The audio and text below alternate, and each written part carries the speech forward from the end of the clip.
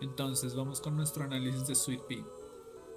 Protagonizada por Ella Purnell, la serie del 2024 muestra varios matices sobre la condición humana llevada hasta el extremo de asesinar para ganar lo que en muchos canales de motivación podría ser considerado como desarrollo personal. Me gustaría hacer hincapié en las comillas que hay en este desarrollo, porque lo que en realidad está haciendo Rhiannon es pasar por encima de su antiguo yo, deslegitimando su antiguo dolor, que es la causa de su condición actual. En cuanto a arcos de villanos, no tenemos que remitirnos de un modo tan lejano como a series tipo Breaking Bad o Juego de Tronos, con Walter White y Cersei Lannister respectivamente, para saber que las historias de todos los personajes dentro de un universo narrativo merecen ser contadas. Es por eso que no sería poco legítimo afirmar que en un futuro algún canal de YouTube hiciera un estudio, acaso menos somero que el usual, sobre el carácter de Marisa Otome, la Vegeta de la Goku que es Yomeko en la serie del 2017 Kakegurui. Pero basta de spoilers. Rhiannon está enfadada con la vida, su padre murió, quieren desalojarla, su antigua bully ahora es la celebridad del pueblo, un poco como en la vida real, ¿no? Ella busca venganza. Mi pregunta radica en lo siguiente: ¿por qué la primera víctima es un hombre borracho? Quisiera retomar las palabras de Dayo mientras recuerdo que mostraba fotogramas en movimiento de Harry Potter y hablaba de David Yates. Cuando diriges una película no estás solo cuidándote de que haya un seguimiento al hilo narrativo. Hay también una intención y un interés genuino e intrínseco en que lo que estás contando sea relevante a todos los niveles. Pensemos en el padre de Rhiannon. Ya saben, Rhiannon, sí, la chica que es interpretada por Ella Purnell. Para este punto me gusta usar la palabra interpretación antes que la palabra encarnación. Yo no iría tan lejos como para decir que ella toma un personaje y lo exprime hasta sus últimas posibilidades dramáticas. Y estoy feliz de que no haga eso. Por lo general eso suele matar al intérprete. Lo que sí ocurre en la serie es que una villana es forjada desde el carácter de la aridez y va ascendiendo su accionar hasta convertirse en lo que ella podría considerar como una especie de obra de arte. A este respecto quisiera remontarme a La Soga, en la medida en la que los asesinos, particularmente el más psicópata en su acepción más coloquial en cuanto al término, o sea, el que dice algo así como estoy convirtiendo nuestra obra de arte en una obra maestra, cuando toma una soga y usa la soga para envolver unos libros que va a dar de regalo.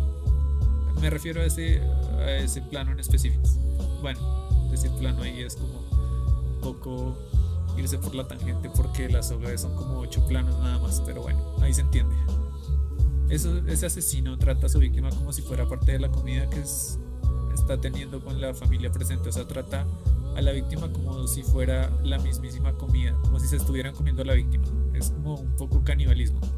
Pero bueno, fin del comentario de la soga, volvamos a Sweet Pea. Recordemos, Ella, o mejor dicho, Rhiannon, es redactora en un periódico local, o al menos intenta hacerlo. Esa es su motivación y es lo que la hace socialmente validada en cuanto al resto de su accionar. ¿Acaso poner unas palabras una frente a la otra sea la ocasión predilecta para los artistas que la sociedad da en llamar escritores? Pero bueno, es como también una muletilla que hay, porque cuando nosotros hablamos, no solamente usamos palabras repetidas, usamos muchas muletillas, sino que tampoco estamos pensando en la estructura de lo que estamos diciendo, en el ritmo o en la cadencia de las palabras, pero en una obra de ficción sí. Y Sweet Pea se vale de eso, no tanto en los diálogos, pero sí en los pensamientos. Obviamente hay una construcción de los diálogos a nivel musical, pero en cuanto a los pensamientos de Rhiannon se nota un montón, se nota muchísimo. Y es en estos pensamientos que podemos ver que Rhiannon se vale de su superioridad estilística para plantear una idea por escrito. Aunque, pues claro, esto no queda puesta en pantalla de forma súper obvia y pues es como una elección narrativa sensata porque no es bueno ser tan obvio. Rhiannon debe parecer poco la talentosa o poco capaz de hacer un comentario inteligente acerca de la sociedad en la que está viviendo, porque si fuera demasiado capaz entonces sería una historia más meritocrática y eso es un poco lo que la serie intenta evitar. Y lo intenta porque la serie no intenta o no busca que estés obsesionado con el éxito, sino que quiere que tú veas más allá de la falsa ilusión de obtener un trabajo estable y que seas consciente de que hay cosas por las que tomas dicho trabajo. Entonces, la evidencia de la superioridad estilística de Rhiannon Se encuentra no en la trama de la película, en lo que podamos ver, sino en el subtexto, que a veces no es muy sutil, pero que está presente a lo largo de toda la narrativa y que nos queda introducido de forma tan aplastante que para nosotros se vuelve rutinario y casi obligatorio que del cerebro de Rhiannon salga algún tipo de genialidad literaria. ¿Recuerdan cómo empieza la serie? Pantalla en negro, People I'd Love to Kill. Y luego ya enumera, me gustaría matar a Donna, me gustaría matar a mi padre, un ex que tiene por ahí, creo que se llama Gordon Ramsay, y la lista sigue. No nos damos cuenta porque estamos acostumbrados a las voces internas geniales, o sea, no nos damos cuenta de que Rhiannon está siendo genial para pensar y además no escuchamos los pensamientos de nadie más y esto tampoco es Revolver de Guy Ritchie. Entonces, cabe preguntarnos, ¿qué escritor no querría lucirse al hacer que los pensamientos de su personaje fueran geniales? Pensamientos geniales denotan accionar genial. ¿Recuerdan la canción de Franz Ferdinand? Sí, hablo de Love Illumination. No me interesa discutir la letra, aunque podríamos hacerlo. Spoiler, lo vamos a hacer en un futuro video. De lo que quiero hablar es del estribillo, la repetición de la palabra dulce, sweet, sweet love illumination, me hace pensar en que las cosas geniales son siempre dulces, al menos en un sentido poético. Supuestamente a todos nos gustan las cosas dulces. A mi novia no le gusta mucho el dulce, pero es suficiente sobre mí. Hablemos sobre ti. Sí, te hablo a ti. Espectador sentado o conectado a tus auriculares. ¿Qué estás haciendo con tu vida? Sweet Pea responde a esa pregunta con otra. ¿Tuve yo la culpa de llegar a donde estoy actualmente? La respuesta a eso está en una cita de un libro de Saul Bellow que apenas recuerdo. No te la daré. Le quitaría toda la gracia. O sea, la respuesta. No te la daré. Pensemos en Sweet Pea. Pensemos en la respuesta que da Sweet Pea. ¿Cómo afronta ella su realidad? ¿Cuál es la respuesta que da ella a su responsabilidad respecto a cómo es su vida? ¿Ella culpa? Sí, pero no nos decantemos por ella culpa, entonces lo hace mal, o ella no culpa, entonces lo hace bien. No seamos tan concretos o tan sólidos a la hora de definir algo que pues que es muy aburrido definir solamente en cuanto a dos matices, porque pues el chiste de los matices es que sean, pues bueno, no infinitos, pero sí numerosos. Entonces dejemos de ver las cosas con símbolos tan concretos o casi con letras o como si tuvieran convenciones inamovibles. Pensemos en algo más abstracto, en algo como traumas no resueltos, porque eso sirve para pensar el arte. Ahí sí aplica un poco más lo de, qué sé yo, la liquidez de un ser que está en constante dinamismo, aunque eso no aplique tanto para ciencias puras y modernas. Pensemos en los traumas como algo que podemos superar, pero la forma en la que Suzuki plantea la forma de la manera o el método para superar un trauma lo habla desde tomar el trauma y como quebrarlo, como si ya no fuera algo que se tuviera que temer. Entonces, sí, básicamente en Sweet Pea, o al menos como yo interpreto Sweet Pea, es, o al menos como me sirve Sweet Pea para mí que tengo mis taras y mis traumas, es viendo a las cosas negativas, no a las personas, sino a las cosas como proyecciones mentales que uno carga, como algo que debe ser sanado. Sin embargo, hay diferentes formas de sanar y pues el cuerpo también adopta y asimila los patógenos o las bacterias indeseables, pues matándolas. Entonces podemos pensar en la enfermedad como algo ajeno al cuerpo que debe ser tratado. Bueno, ya estoy entrando demasiado un poco dentro de la terminología que cierta persona ha introducido en mi ser desde hace unos meses. Entonces quisiera saltar a otro tema, pero me doy cuenta que tengo que solucionar un poco esta línea narrativa. Entonces, pues hay muletillas con las que cargamos y esas muletillas hacen parte de cómo manejamos un trauma y el trauma pues hace parte de nosotros hasta que lo asimilamos y luego hace parte más como de nuestros recuerdos, se vuelve algo más de nuestra identidad y menos de nuestra carne. No sé si queda muy claro porque yo no pensaba hablar de esto, pero lo que sí me queda claro es que uno puede asimilar a través de la memoria y que una vez que los recuerdos se integran con la experiencia, el trauma se vuelve más como un pensamiento y menos como una experiencia. Entonces, pues bueno, a la hora de ver una serie como algo que te hace tener una terapia, pues no sé, me parece algo interesante. Y hace que ver una serie como terapia tenga un matiz completamente diferente. Bueno, habiendo aclarado esto, podemos decir que una vez que Rhiannon se hace cargo, entre comillas, de su mayor inseguridad, que es, bueno, matar a AJ o quedarse sin su macho protector, aunque estoy siendo un poco rudo para enunciarlo, ahí termina la serie. ¿Qué aprendimos? Que las chicas actualmente no se sienten muy seguras con nosotros. Oh, qué novedad. ¿Eso habla bien de nosotros? No. Depende de la postura en la que nos paremos. Sí. Pero bueno, yo soy de la postura de que si no te vales por ti mismo, no vales para luchar. ¿Acaso eso es demasiado belicoso? Sí. Pero, pues bueno, Sweet Pea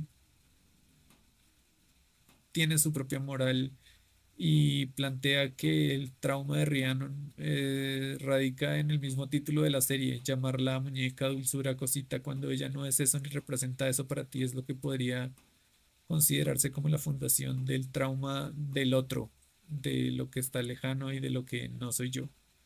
Y es lo que se aplaudiría cuando estamos analizando una serie en un entorno más académico y, al menos desde un punto de vista más intelectual, un poco más de élite. El mecanismo dramatúrgico de identificación de la serie es que te sientas tan indefenso e incapaz como ella al principio, y que tú mismo seas quien salga de dicha incapacidad usando la daga que la vida te ha proporcionado. En este sentido se podría hablar de herencia, pero es una herencia entre comillas porque no es un pensamiento que llega a ti en plan lo voy a asimilar rápidamente, sino es casi carne, remitiéndonos al concepto de trauma del que venía hablando. Así que, pues la herencia en este caso no funciona tanto en un sentido darwinista, sino es más como casi un insulto, porque la herencia de Rhiannon es que la muerte, sí, es mostrarle que las cosas terminan y que bueno, que de ese terminar puede haber un nuevo comienzo, pero la serie no habla mucho de eso porque apenas es la primera temporada y en la primera temporada sí se habla de los nuevos comienzos, pero primero se tiene que ver qué se ha perdido. Entonces sí hay un concepto demasiado vago en cuanto a lo que es herencia, pero pues también hay un terminar al elogio de los personajes masculinos si es que hubo alguno en cuanto a vernos como protectores. Entonces, pues bueno, vemos al padre de Rhiannon como el hombre protector que falló, mm, porque murió, porque murió. Y falló porque no cumplió con su rol, no cumplió con la expectativa ni social ni personal desde Rhiannon ni desde Julia, porque Julia podría representar como el resto de la sociedad. Casi que en la serie se hace el polo Rhiannon y el polo Julia. Y pues si no cuadras donde Rhiannon, pues te toca estar donde Julia. Aunque hay gente que se mueve entre ambos polos, como AJ o como el reportero de la del saco naranja, que no me voy a molestar en buscar el nombre porque no es un personaje tan importante. Además, es alguien un poco irritante. Se parece a mí cuando estoy intentando ser genial en público y yo mismo soy consciente de que no quedo muy bien. Pero bueno, AJ pues es una red flag y él camina y te dice que no, no te le acerques, pero bueno, Rhiannon está en plan como quiero que alguien se me acerque, entonces va con él y en esta conexión es donde sí se muestra un verdadero counter o una verdadera contraposición al statu quo que está planteando Julia, que es el de, bueno, sí, ten tu éxito, pero también ten personas, no tanto como gente a la que puedes nutrir, sino como gente a la que puedes sacar los recursos. Entonces, Julia es más humanizada y es paradójico después del secuestro que le hace Rhiannon, porque Rhiannon le recuerda que también hay una parte de carne y de emocionalidad que Julia ya tenía, pero que no la hemos visto porque la historia está contada desde el punto de vista de Rhiannon. Entonces, pues, ¿Julia representa el éxito? No. Y la historia no apoya a Julia porque, pues, Julia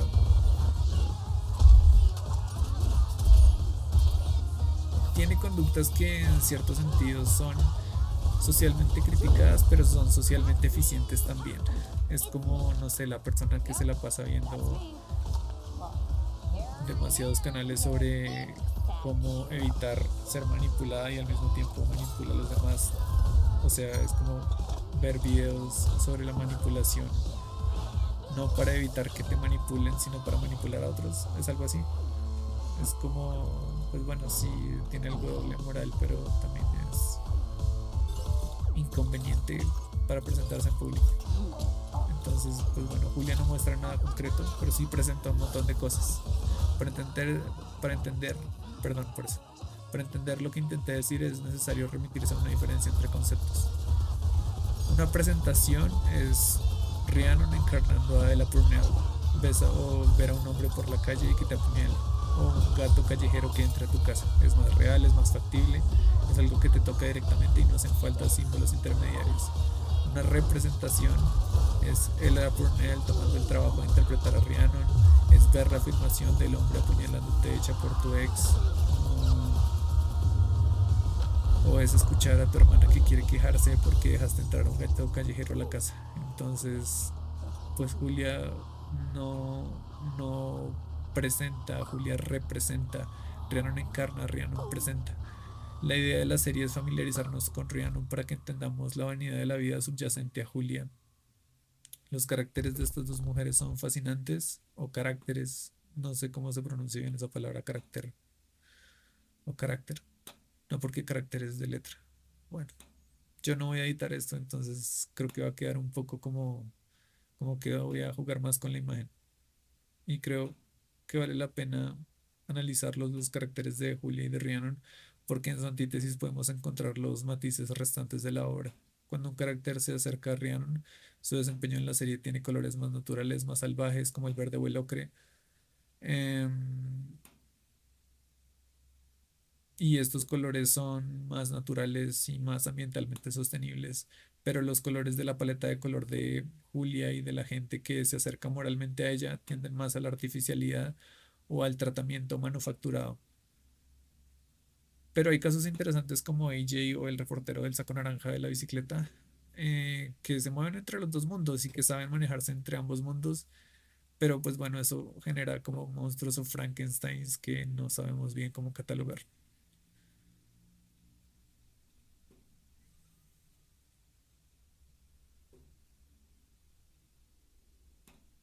Entonces, hay premisas morales en Sweet Pea y no la diré porque la tengo copiada aquí, pero creo que lo importante es entender que las conexiones sociales son las que les dan el valor al dinero que tenemos. Al menos esa es la moral de Sweet Pea. Y acabo de spoilear esta serie, al menos en un sentido dramatúrgico. Mm, Pero bueno, igual este video no tiene la intención de animarlos a que se vean toda la serie, porque pues si no se la han visto, pues no creo que se la vean por este video. Y si ya se la vieron, pues bueno, quizá la repitan por este video intentando entender más algún personaje, pero pues el propósito de este video es algo más personal, es como tiene más que ver con otro análisis que haré después sobre Mary Saotome. Entonces, respondiendo a una pregunta que dejé inconclusa, Rhiannon mata al hombre borracho porque ella ve en ella un reflejo de lo que causó la debilidad en su padre. O sea, es como viendo virtud versus vicio. Rhiannon vio potencial en su papá y vio que un vicio, que en este caso podría ser el alcohol, acabó con él. Y ya, Rhiannon se está desquitando del vicio de su papá, así que ella empieza a sanar sus traumas, acabando con los traumas de su papá. Así que en el fondo estaría yo mencionando el matar como un acto de misericordia. Bueno, no sé, eso suena muy mal, pero lo voy a dejar ahí.